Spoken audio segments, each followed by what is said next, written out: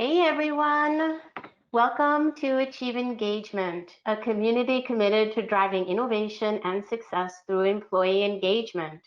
For those of you who haven't met me yet, I'm Jody Ordioni. I am Achieve's founder, and I want to thank you all for joining us for today's webcast, Changing the Focus in Performance Management from Evaluation to Enablement, with Dr. Edie Goldberg, founder and president of E.L. Goldberg and Associates. Before we get started, I have some very exciting news, and I want to thank our sponsors today at emPerform. emPerform is an all-inclusive performance management software solution. They've been around since 2004, so they have been a part of the project management evolution and have seen firsthand the immense impact that proper performance management can make for companies today. They, as well as all of us here today, are passionate around the topic.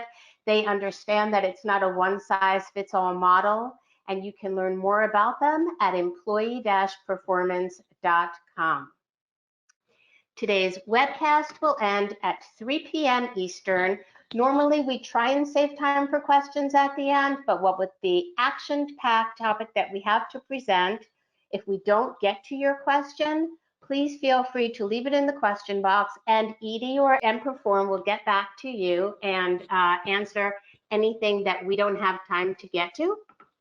As you know, all of our webcasts are certified for 1 credit with SHRM and HRCI.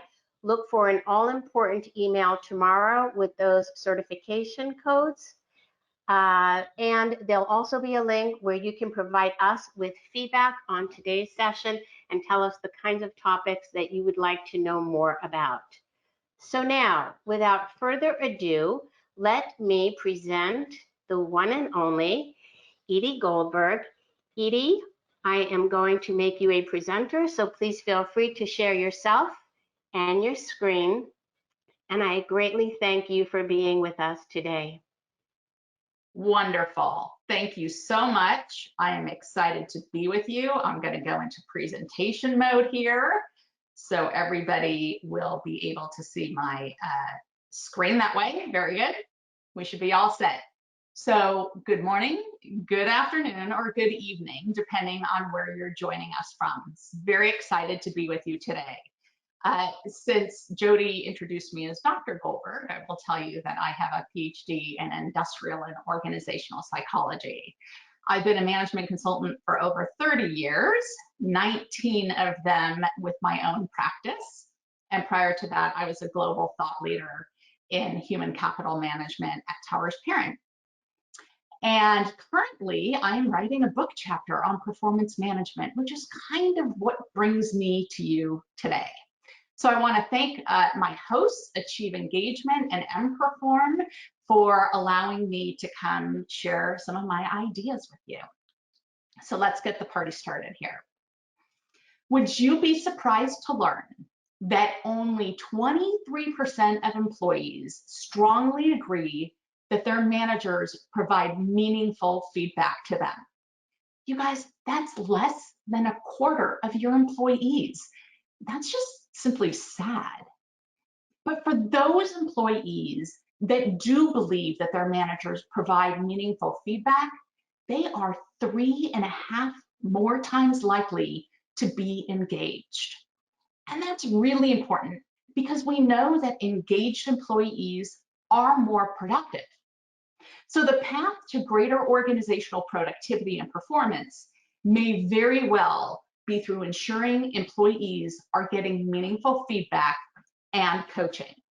So let's have these facts set the stage for a discussion about how we can refocus performance management from evaluation to enablement. During this webinar, I'm going to share with you a little bit about our past history and what brought us to where we are, how work has been changing dramatically and how that sets the stage for a need and how we should be changing our processes. I'm going to share some hot off-the-press research with you that I just completed the end of last year, and all of that will set the stage for some key recommendations, or what I like to call my recipe for success. So let's get started.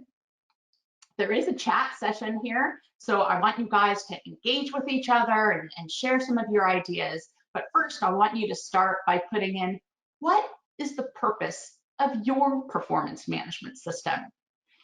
I think actually a big reason why performance management is broken today is because companies haven't really focused on this question to define that one real sharp focus about why their performance management process exists and what they hope to achieve from it.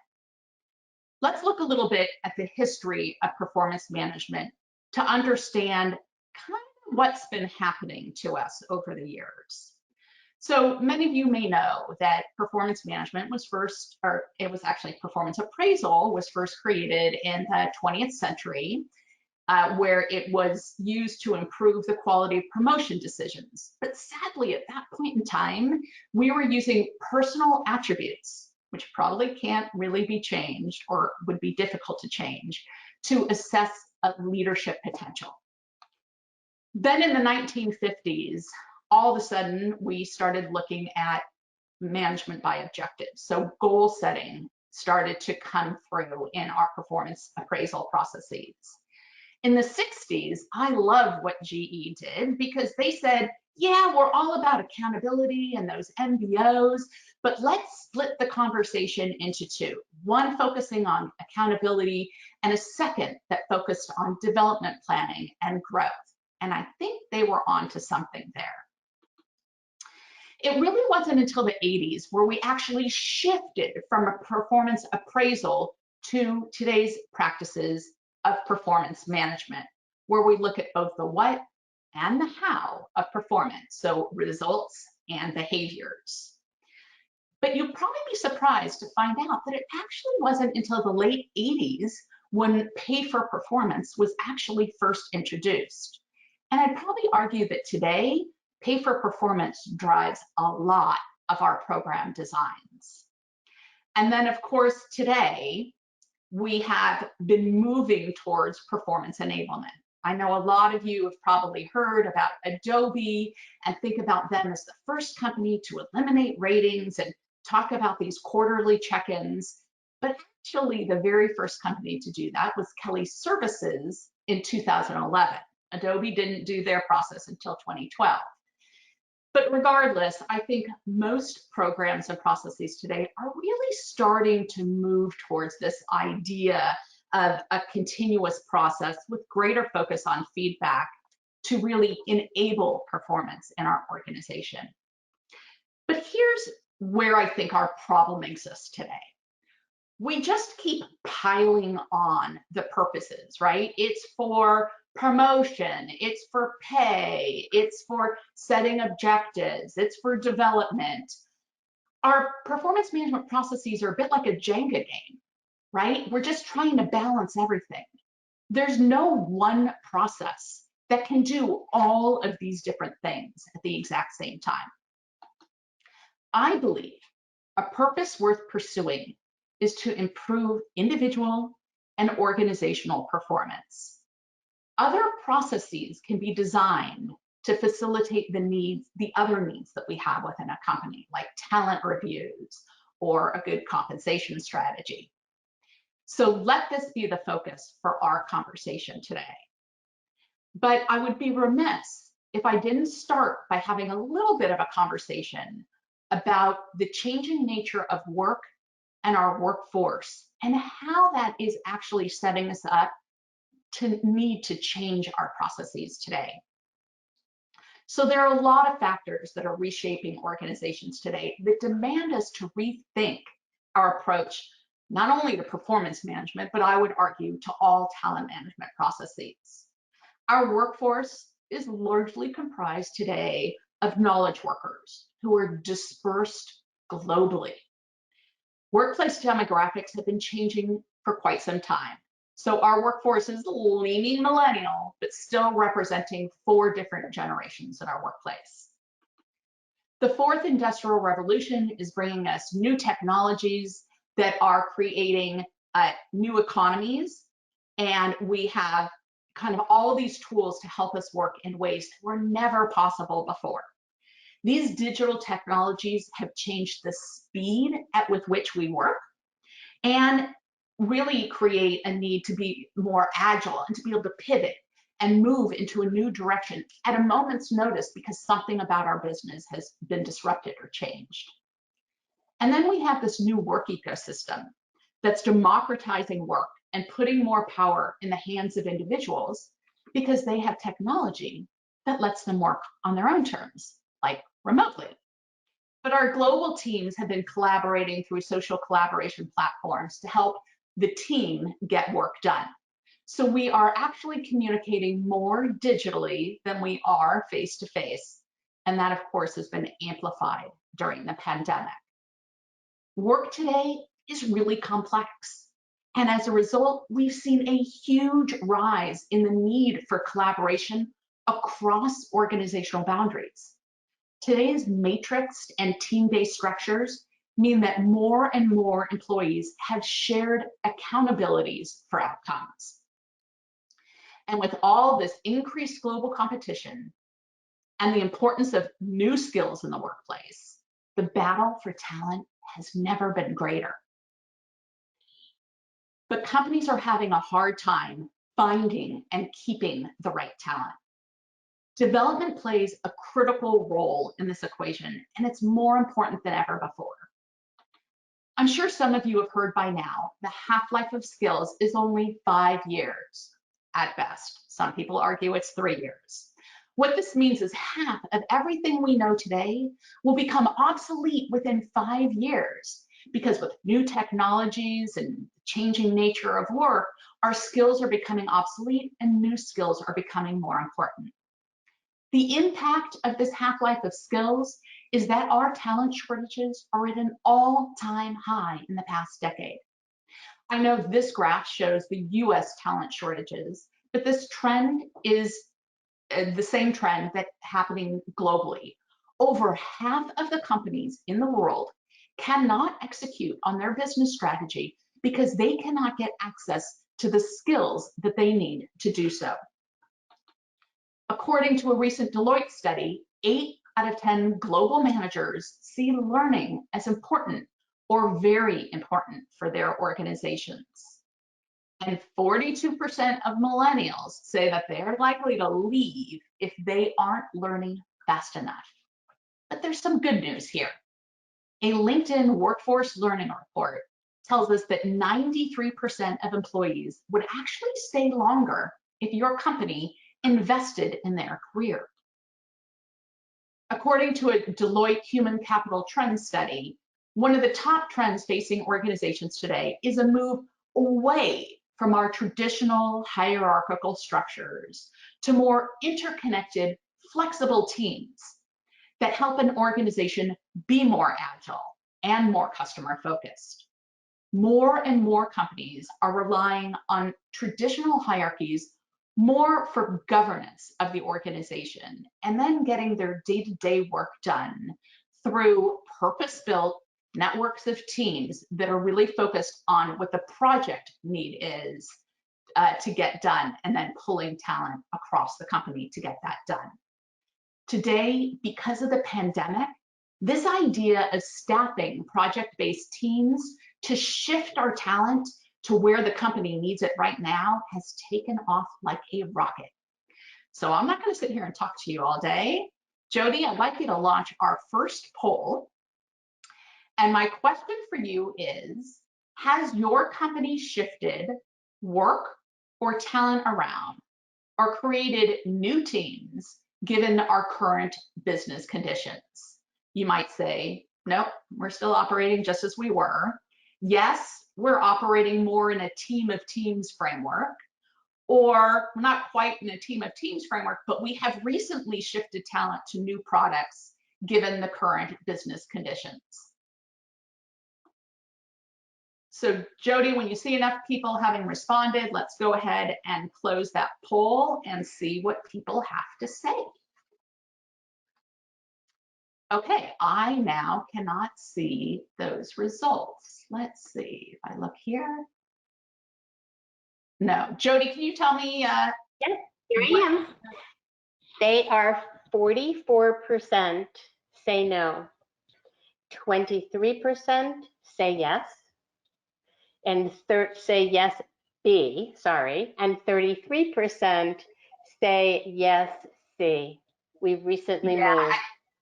thanks. Sure. This idea of having to move talent around really is becoming much more important. I think a lot of companies have seen that with the pandemic today. So thanks for sharing your ideas here. And I'm going to move on in my slides. Great. So I gave you this great setup. So now the question is, so what? So what are the implications of all of this for performance management? Well, the first is that certainly our traditional process of setting annual goals is really out of pace with most organizations today that need to adjust their priorities to meet these changing business conditions that are happening. So our process really isn't agile enough if you're setting an annual goal and expecting to review that same goal at the end of the year. In addition, we continue to set individual goals and then evaluate people against those goals. But more and more, an individual doesn't have total control over everything, and we're operating as a team. So maybe it's time for us to set more team-based goals and to reward people based on team performance rather than strictly focusing on individual performance. Now, the geographic dispersion of our workforce means that often managers aren't co-located with their employees. So the manager may not always actually be the best source of feedback on performance. And giving feedback once or twice a year really was kind of a flawed strategy to begin with. A lot of information gets lost during that time period, and feedback really only has a lot of value when it's given temporally near the same time as that behavior was engaged in. People can't kind of remember back to that situation. It's not very helpful. So the frequency with which we give feedback needs to be much better. We need to move beyond occasional feedback to ongoing coaching for performance and having individuals provide feedback who have observed our work, so not just from our manager. Now, I've interviewed a lot of leaders about their performance management process, and inevitably I get told that by the time it comes to development planning, people are just simply exhausted. They spend all this time setting goals and having conversations about performance. And so when it comes to development planning, it gets the short shrift, so it doesn't get much time, and nobody follows up on it. Given the changing nature of work, development is more important than ever before, so it really needs greater emphasis. And then we come to evaluation. There has been a lot written lately about whether or not managers are capable of accurately evaluating employee performance. Our own personal biases play a role in how we perceive other people. But after speaking with a whole lot of managers, I will tell you, managers do not need a formal rating system to know who their best performers are and who their weakest performers are. They know that based on what people are accomplishing and the reaction of other people to working with those individuals. And finally, when pay for performance was first introduced, we had much bigger budgets to deal with to recognize and reward performance. Today, with most merit levels at like 3%, we simply don't have a lot of room to differentiate performance through pay. So that's my setup. I'm really excited now to share with you some highlights of research that my colleague Alan Colquette and I just completed. And this is the first time we are publicly sharing this information. We completed, participants completed a survey in October and November of last year. So we literally on December 31st finished analyzing our results.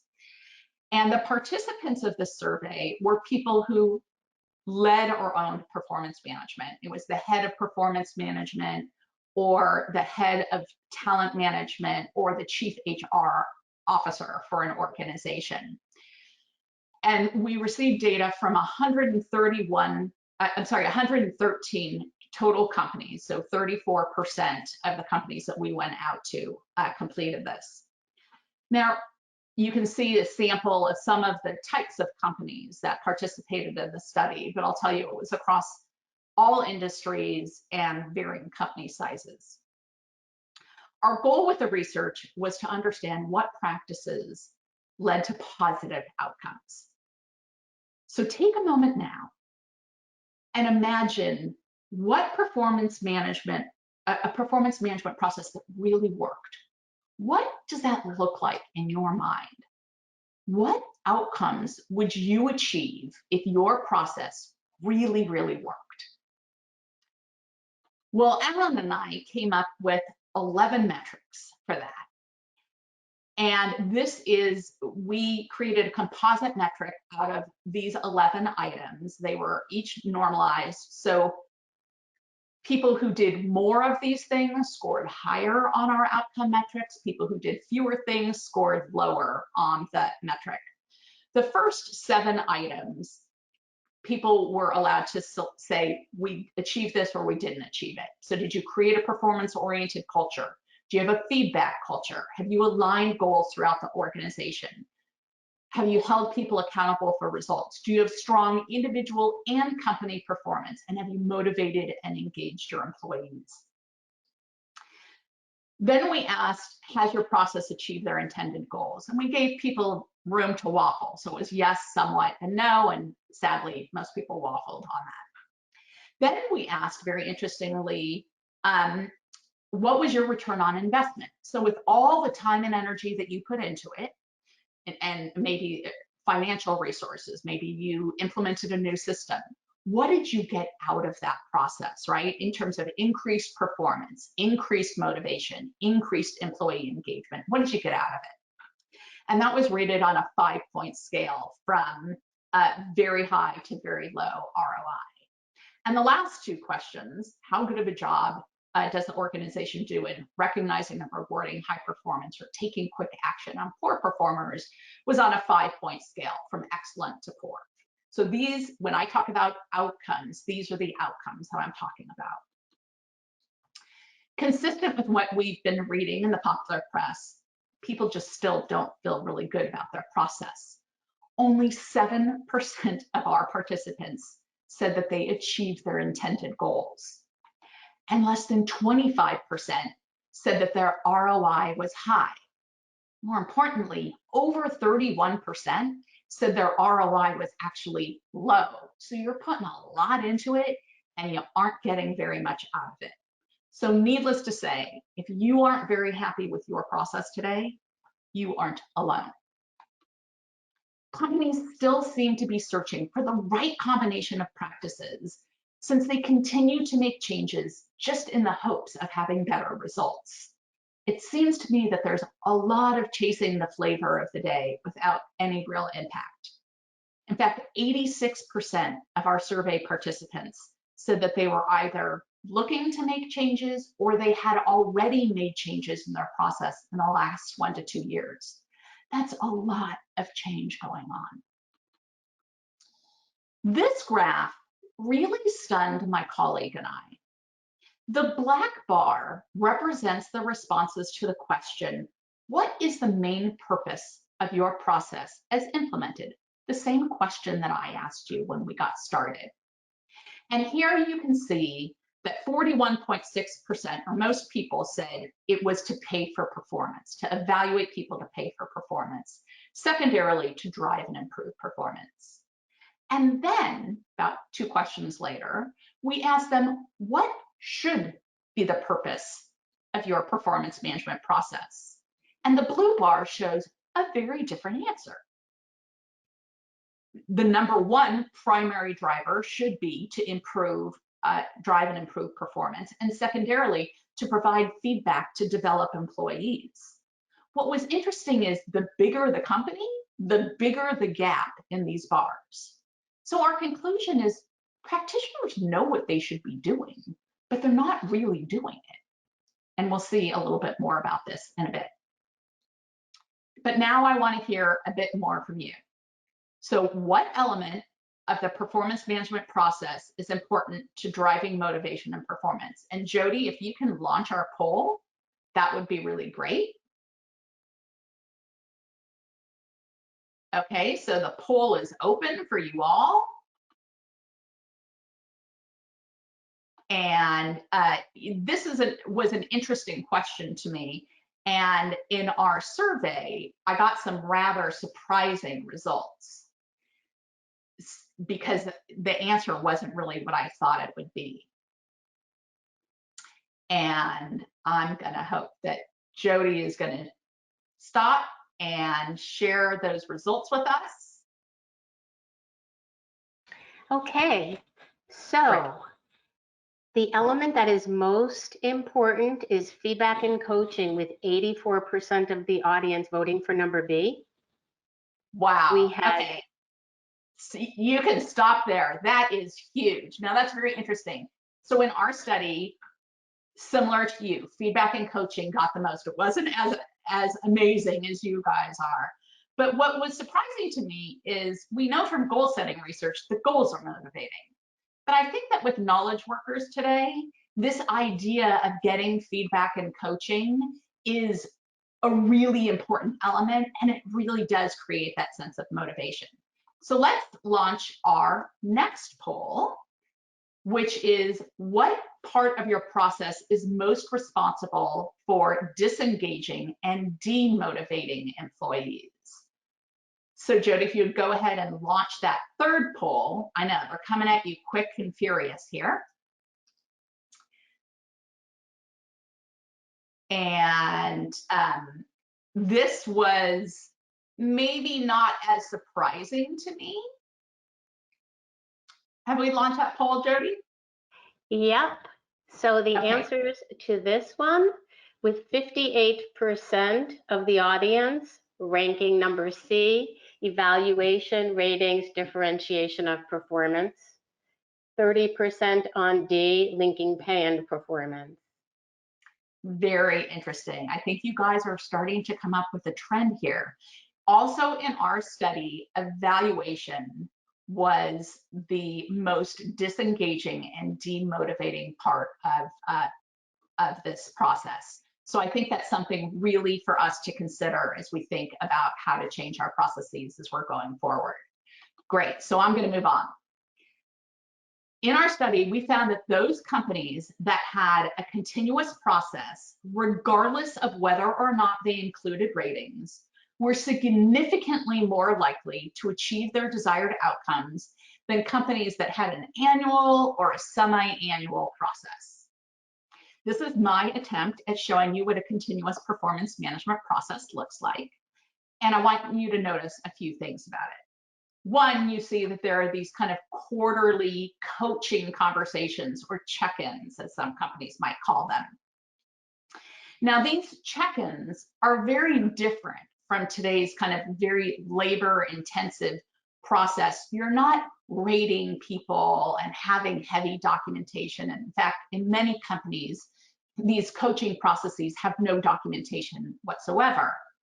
It's really a time to check in, to say, how are we tracking, how are we progressing against our goals, what's getting in the way of performance, and how can I help you to be more successful? There's been a really interesting thing that's happened during the pandemic, though. Companies that have had these check-in processes, whether they've been for performance management or just managers checking in with their employees, that has created a greater sense of belonging and inclusion in the organization, because managers are connecting more with their employees. So we see a silver lining here happening with these more frequent check-ins, because it is connecting people and making people feel more connected, even when we're working in more of a remote environment.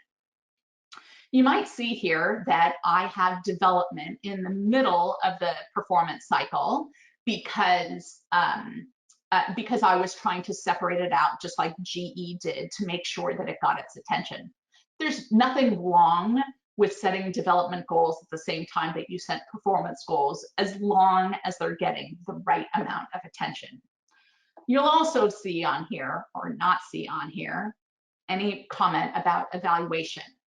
If we're talking about performance all throughout the year and how you're tracking against goals and what's going on and what's getting in the way of performance, there really is no need to have an end of year evaluation conversation, because you've been hearing it all along. You can, but there's no need to. So let's dig in a little bit more to some of these processes. Most companies were actually happiest with their goal setting process of all the different elements in the process. Now that kind of surprised me, because I talked to a lot of companies that struggle through goal setting and feeling like they're not setting enough quality goals, but this was great news. This model represents what we know from goal motivation theory. If you set specific, difficult goals that individuals have control over and that they're personally committed to, so they have to have involvement in setting the goal, and you give them regular feedback on progress towards goals, that sets up a condition for motivation. Now, somebody asked the question ahead of time, should goals be about our day-to-day job responsibilities or something else? And my answer would be about something else. Goals are really about outcomes that we're trying to achieve. You get paid to do your day-to-day job. Goal setting is about kind of taking it a step further and trying to get to that next level of performance. Most companies are still using the SMART goal format. It's kind of the primary format that we use, but now we saw about 25% starting to use OKRs, objective and key results. And I think a reason for switching to this newer format is because OKRs are inherently shorter term goals. So this kind of pace of our organization might demand that we set shorter term goals. But the other thing about OKRs is they are designed to provide that challenge, right? What was interesting is half of the companies in our study said that they set stretch goals, and those companies that did achieved better outcomes than companies that didn't set stretch goals. The other thing I have to comment on is this feedback element. Most companies set and forget goals, and they don't provide this ongoing feedback on progress towards performance. But this is a necessary condition for goals to be motivating.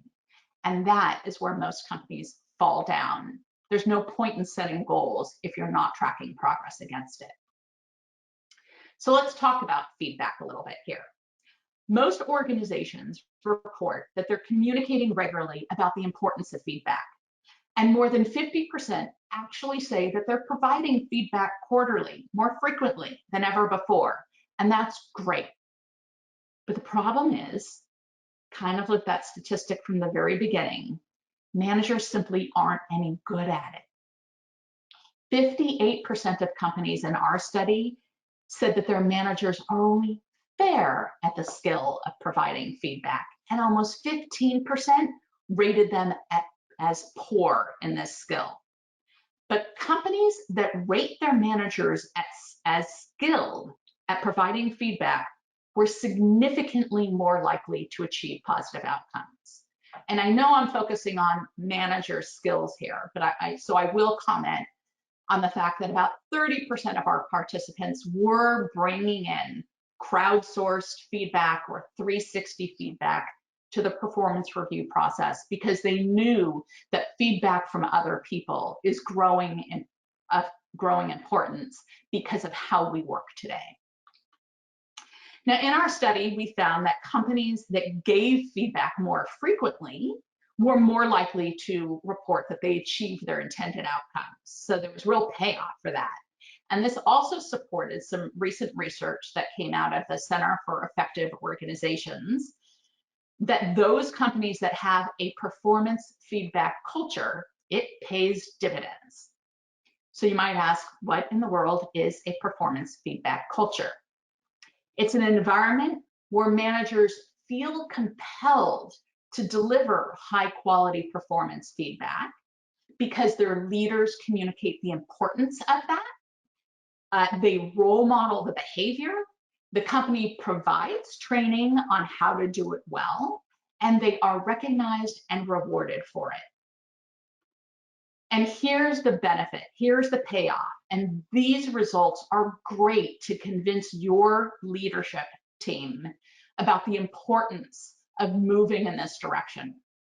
They looked at companies just like our outcomes.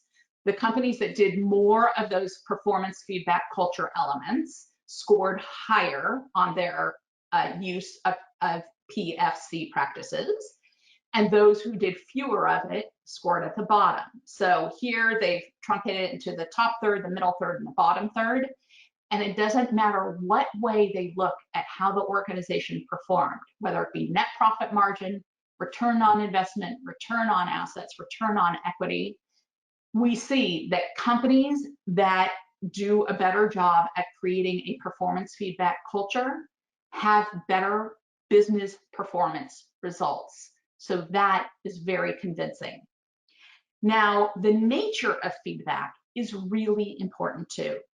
In our study, we found that using feedback to enable performance improvement was significantly related to achieving intended outcomes.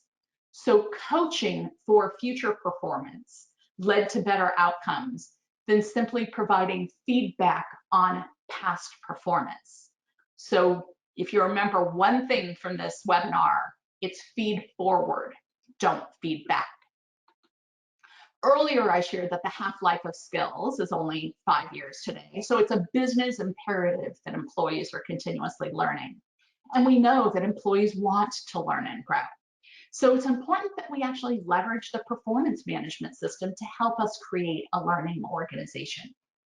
Consistent with prior research from I4CP that demonstrates that managers in high-performing companies are twice as likely to create and execute against development plans for their employees. We found that companies that view development goals as important or very important part of their process were significantly more likely to achieve positive outcomes.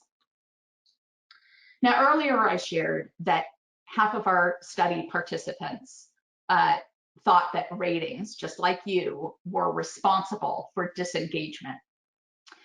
So there's a lot of dissatisfaction with this element of the process. There's still a lot of debate about if eliminating ratings is a good thing or is it a bad thing to do. But in our study, we actually found it's noise in the system. Whether or not a company did rate employees or didn't rate employees made no difference in the outcomes those companies achieved. It's actually about something much bigger. It's about providing continuous feedback and coaching. Ratings don't add value in and of themselves, except for to help facilitate other HR processes, not performance management per se. In my experience, and I've heard this echoed from other researchers, companies that have eliminated ratings have done so to put more emphasis and focus on the dialogue. You can't use ratings as a crutch in a conversation or lack of conversation to communicate about importance. You have to have a rich dialogue about it. Now, I will say that those companies that used ratings, we found that companies that were more specific, that is, they provided a rating on each goal and each behavior, they were better at achieving positive outcomes than companies that provided kind of overall results, like an overall rating on results and behaviors or one overall rating. There has been this huge trend towards simplification. And so I think people have been moving away from the specificity, but specificity is important. Eliminating ratings puts the focus on a detailed conversation about it. So the importance here is to be specific in your communications. I think our biggest, and my colleagues believes our biggest problem with ratings is actually that compensation is driving your performance management bus. Given the small budgets that we have, and the fact that knowledge workers are more intrinsically motivated, our pay for performance programs have actually had very limited effectiveness. We asked participants in our study, how many factors other than actual performance go into that final rating? You know, like a person has a hot skill, or they're a retention risk, or, you know, we had to meet a specific distribution for compensation purposes. Over 60% of our participants said factors other than performance drive that rating. So you really confuse the message about performance. And in focus groups that I've had with managers, I often hear managers say, we're actually manipulating the rating to get the compensation that we want. There's got to be a better way of doing that. That's not a great way to communicate a message about performance. I believe that we need to disconnect performance management and individual compensation to some extent. Maybe to focus more on team rewards. We need to motivate in ways that have nothing to do with money, right? Our employees today, they want purpose and meaning at work. They want to know that they're making progress, that they're having an impact. That is motivating to workers today. To have a sense of belonging to a team, to be able to have the autonomy to work in the way in which they want to, or to develop mastery or competence in their field of expertise. Those things are motivating.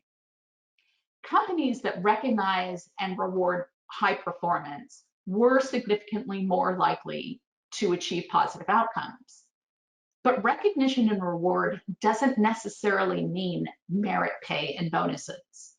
There are many meaningful ways to recognize and reward employees for achieving outstanding results. I think we need to manage compensation differently. We need to pay employees fairly relative to the market. We need to grow their pay based on their increase in their skills or their competence. And link rewards to team or company outcomes rather than individual outcomes, because often an individual doesn't have control over everything. And then we need to use more non-financial rewards to measure, to recognize and reward performance. So I think that we can all agree that implementing a new process requires support from our leadership team. HR can't do it alone. So let's launch our last poll for the session. And I'd like to hear from you. How does your senior leadership team visibly support your performance management process?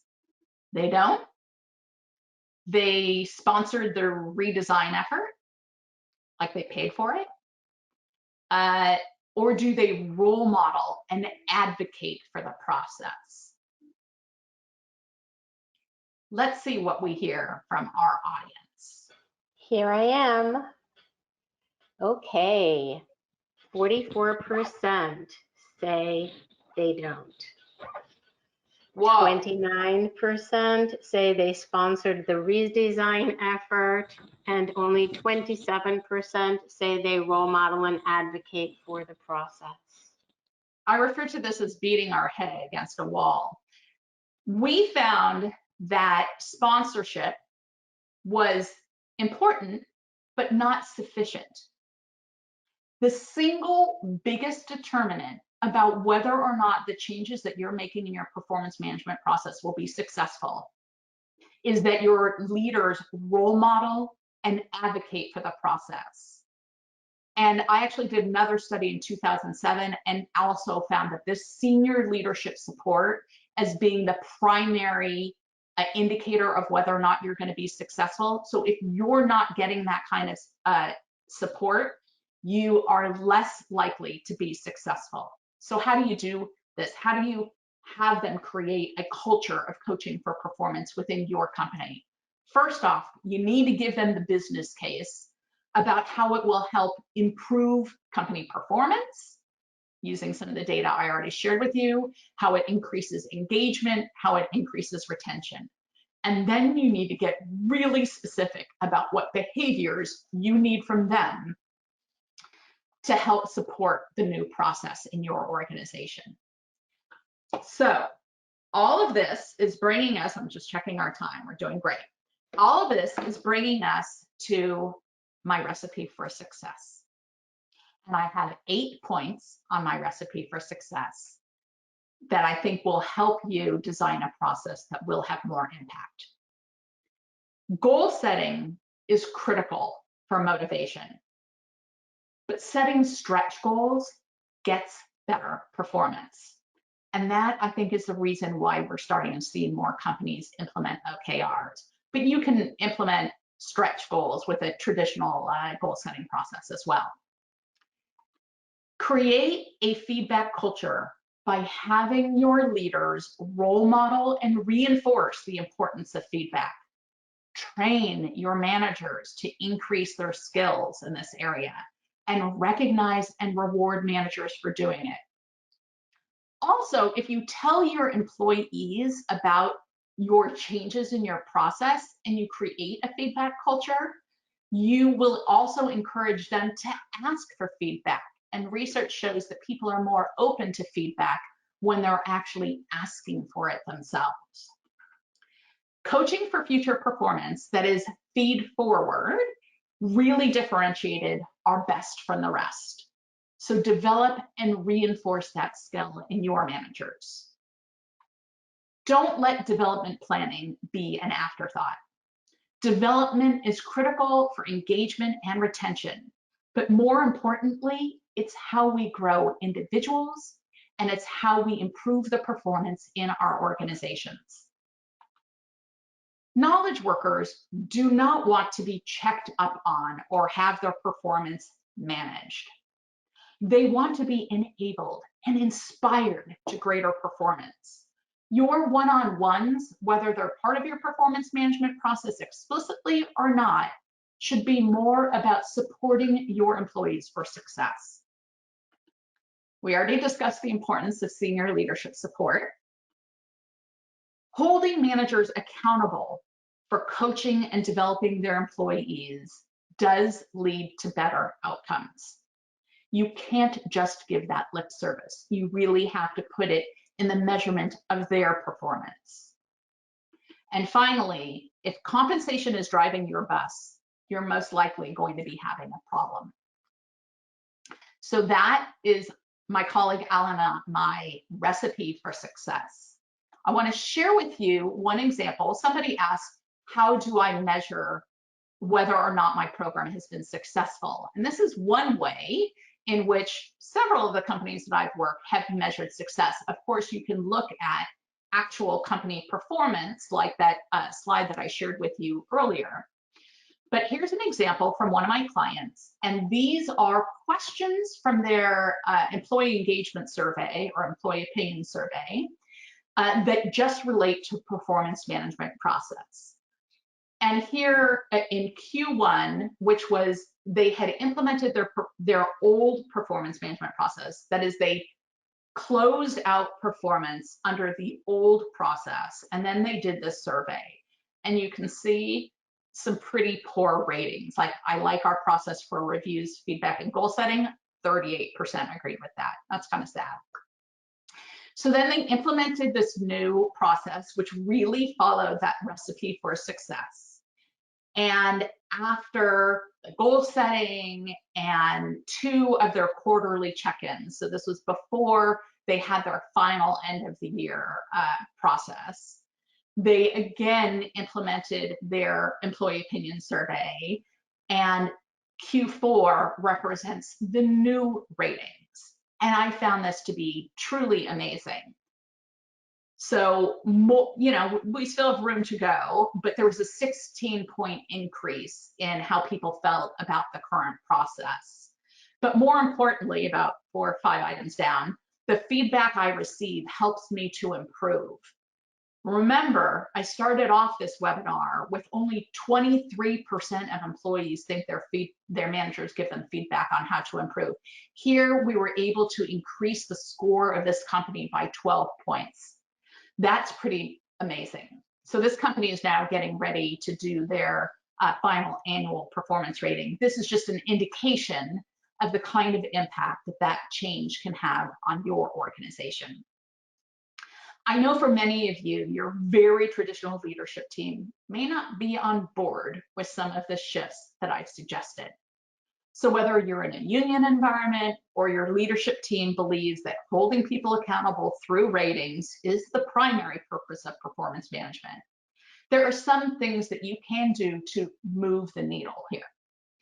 First, you can train your managers about how to have more effective coaching conversations. Include a quarterly touch-based conversation. You don't have to have any ratings that go with that. You don't have to have any documentation that goes with that. Just encourage your managers to check in at least on a quarterly basis, if not more frequently, to discuss how things are going, what obstacles are getting in the way of performance, and how can you help them to improve their performance. If you don't have a recognition program, maybe creating something else on the side will help you do that. Now, everybody says, we don't have any money for a recognition program. This doesn't have to do with monetary rewards. In fact, research shows that verbal recognition from a leader or your immediate manager is more memorable than any kind of financial reward. And then finally, of course, create more focus on that development plan. If necessary, move it to the middle of the year so that you can give more emphasis to it. But whatever you need to do, make sure that employees are focusing on creating a development plan and that you're following through on the actions needed to help that individual improve their performance, which helps to improve company performance. So it is possible to make changes that have a real positive impact on both the employee experience and business performance.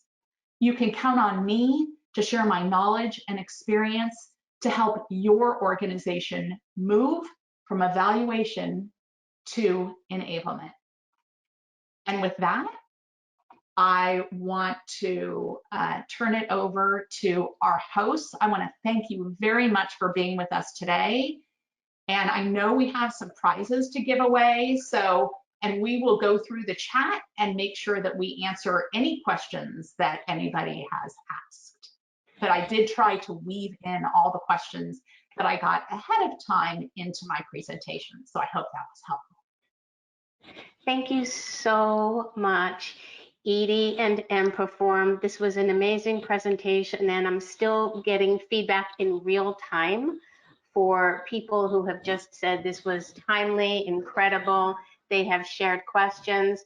I do want to let everybody know that we'll be making the deck available as well as the broadcast on demand.